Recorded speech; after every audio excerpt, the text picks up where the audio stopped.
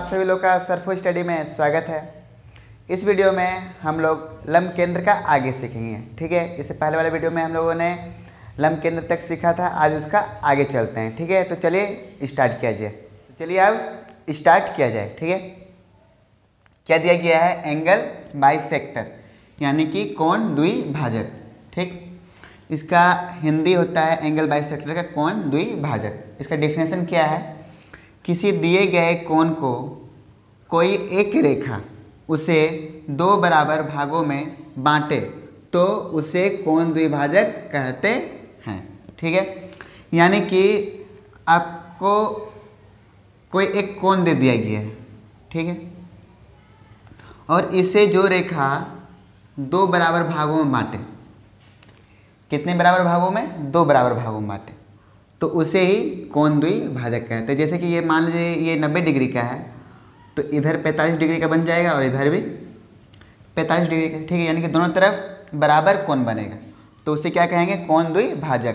तो ये बांटने का काम कौन कर रहा है? ये रेखा कर रहा है, इसलिए इसका नाम कोण द्विभाजक। क्लियर है? इसका नाम क्यों कोण द्विभाजक पड़ा? क्योंकि इसका काम ही है कि कोई भी कोण रहेगा उसे दो बराबर भागों में बांट देना। ठीक है, तो इसका यूज़ जो है हम लोग त्रिभुज में क्या करेंगे? जैसे ट्रायंगल दिया रहेगा हम लोगों का, चलिए यहाँ पर तस्वीर ले लेते हैं। आपका त्रिभुज दिया रहेगा, ये रहा त्रिभुज ABC। ठीक है, तो यहाँ पर कुछ एंगल बनेगा, तो इस जगह भी कोई ना कोई एंगल बनेगा और इस जगह भी।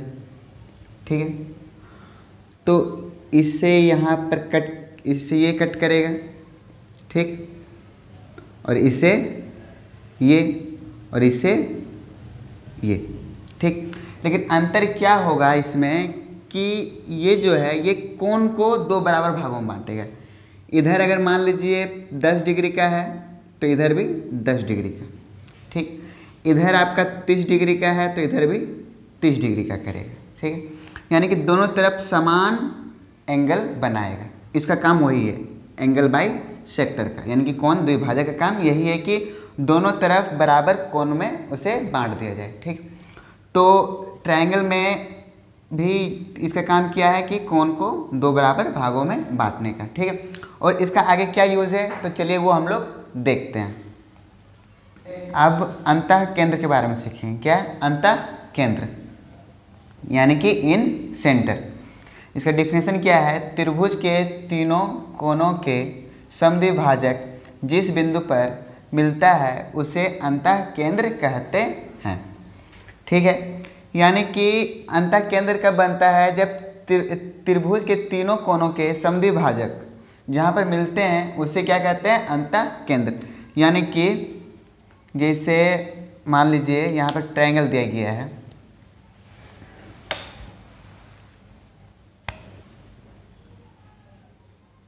ये रहा ट्रायंगल हम लोगों का। ठीक है, तो मैंने आपको बताया था क्या चीज़? कोण द्विभाजक यानी कि एंगल बाइसेक्टर, इससे पहले बताया आपको। ठीक है, तो उसका काम यहाँ पर करेंगे, वो यहाँ से इस जगह, ठीक है, और फिर ये यहाँ से इस जगह, फिर ये यहाँ से इस जगह, इसे कट करेगा एंगल को। ठीक है, तो ये तीनों जहाँ पर मिलेगा, ये तीनों जिस जगह पर जाकर मिलेगा उसी को क्या कहते हैं हम लोग? अंतः केंद्र। क्या कहते हैं? अंतः केंद्र। समझ में आ रहा है आप लोगों को? यानी कि एंगल बाइसेक्टर जहाँ पर मिलता है उसी को ही अंतः केंद्र कहा जाता है, यानी कि कोण द्विभाजक जिस जगह पर मिलेगा उसी को अंतः केंद्र कहते हैं।